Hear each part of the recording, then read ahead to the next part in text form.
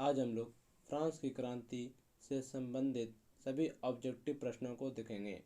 France की क्रांति कब हुई, इसका प्रभाव विश्व में क्या पड़ा, इससे संबंधित सभी महत्वपूर्ण प्रश्नों को आज देखेंगे। तो चलिए शुरू करते हैं। स्टेट जनरल की बैठक किस तिथि को आरंभ हुई थी? स्टेट जनरल की बैठक 5 मई 1789 को हुई थी। Option C. Next, letters the cachet क्या था? तो लेटर्स द कैचेट राजा का आज्ञा आदेश होता था, अर्थात ऑप्शन बी। नेक्स्ट, मेरी सॉरी दोस्तों, ये मेरी नहीं मैरी होगी। मैरी अंत्योनेत कहाँ की राजकुमारी थी? तो मैरी अंत्योनेत का विवाह लुई सोलामा के साथ हुआ था और ये ऑस्ट्रिया की राजकुमारी थी। Option C. नेक्स्ट, किसने कहा था कि मेरी इच्छा ही कानून है, अर्थात मेरी इच्छा ही लॉ है? तो लुई सोलामा ने कहा था ये बात कि मेरी इच्छा ही लॉ है। Option A. नेक्स्ट, नेपोलियन कब सम्राट बना था?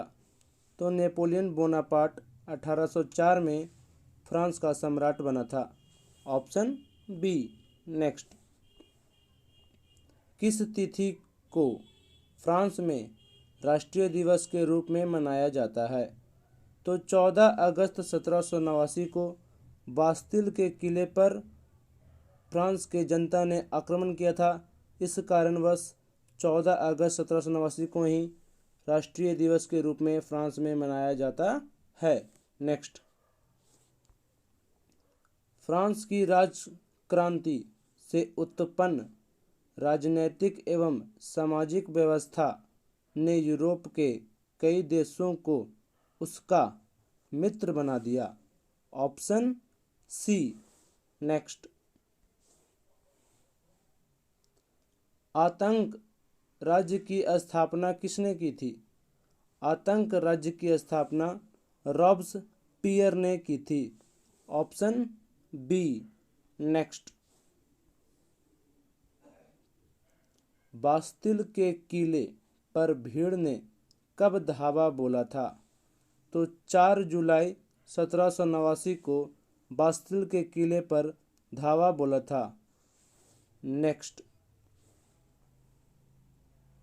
रूसो की प्रसिद्ध पुस्तक का नाम क्या है?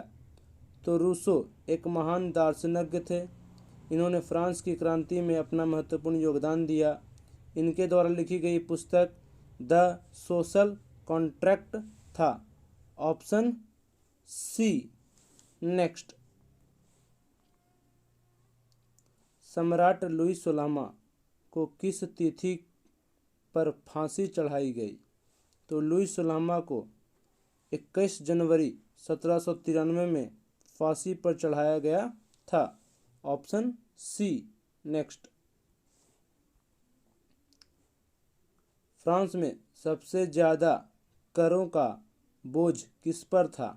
तो फ्रांस का सामाजिक वर्ग 3 स्टेट में बंधा हुआ था। तो तीसरे स्टेट में पर ही कर लगाया जाता था, अर्थात पादरी और कुलीन वर्गों पर टैक्स नहीं लगाया जाता था। तीसरे वर्ग के लोगों में सामान्यतः साधारण जनता ही शामिल थी। तो इसका राइट आंसर हो जाएगा ऑप्शन बी। नेक्स्ट, किसने कहा था कि 100 चूहों की अपेक्षा एक सिंह का शासन उत्तम है, अर्थात 100 चूहों के रिस्पेक्ट में एक शेर जैसा शासन करना ही उत्तम है? तो यह कथन वॉल्टेयर का था। Option C. नेक्स्ट,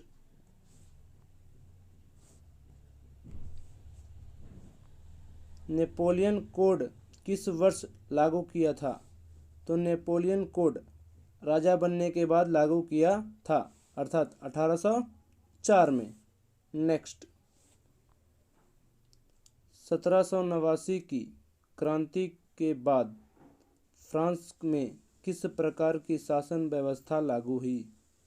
तो 1789 में फ्रांस में गणतंत्रात्मक व्यवस्था लागू हुई।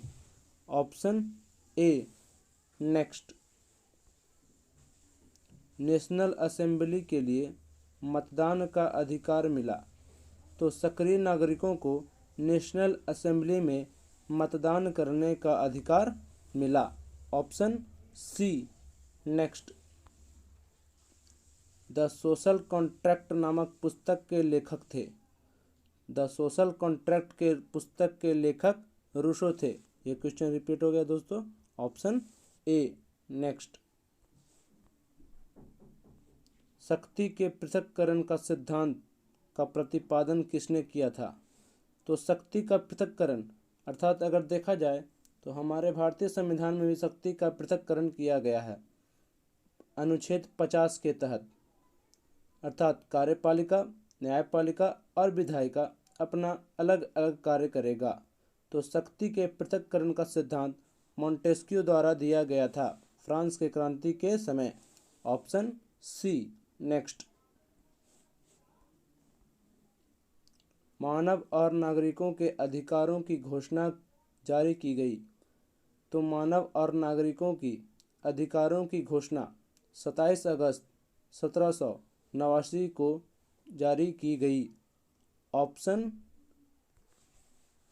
सी नेक्स्ट।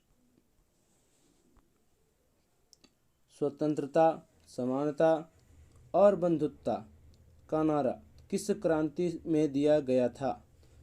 तो हमारे भारतीय संविधान में भी प्रस्तावना के तहत अर्थात उद्देशिका या प्रस्तावना में इस शब्द का वर्णन हुआ है। स्वतंत्रता, समानता और बंधुत्व। तो ये तीनों वर्ड दोस्तों फ्रांस की क्रांति में ही दिया गया था। Option A next. जैकोबिन दल का प्रसिद्ध नेता था। जैकोबिन दल का प्रसिद्ध नेता मैक्सिमिलियन रॉबस्पियर था। Option C next. विश्वकोश का संपादक कौन था? विश्वकोश का संपादक दिदरो था। Option B next. तृतीय स्टेट में इनमें से कौन वर्ग के लोग आते हैं? तो तृतीय स्टेट में मजदूर वर्ग के लोग, किसान वर्ग के लोग तथा डॉक्टर और न्यायाधीश वर्ग के लोग आया करते थे, जिन पर टैक्स लिया जाता था। Option C next. द्वितीय स्टेट में कौन लोग आते थे?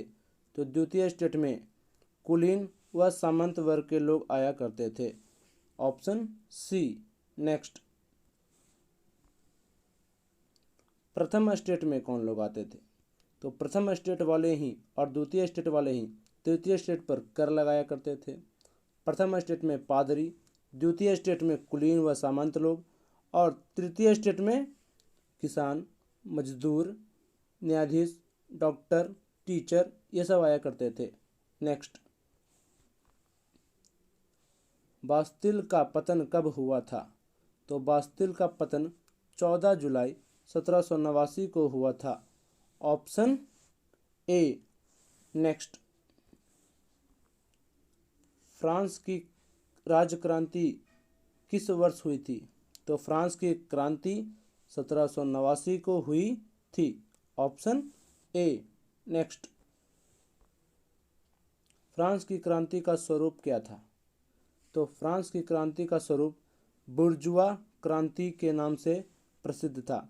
और फ्रांस की क्रांति में ही दोस्तों चुड़ैलों का धावा भी संबंधित है। अर्थात महिलाओं ने राजा के किले पर आक्रमण किया था, जिसे इतिहास में चुड़ैलों का धावा भी कहा जाता है।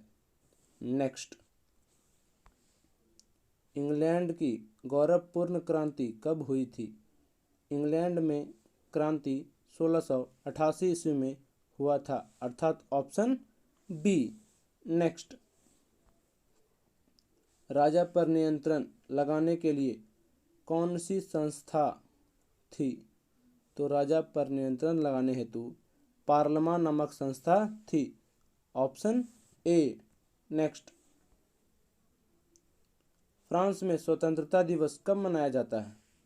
तो ये क्वेश्चन रिपीट है दोस्तों। फ्रांस में स्वतंत्रता दिवस 14 जुलाई को मनाया जाता है। Option C. नेक्स्ट,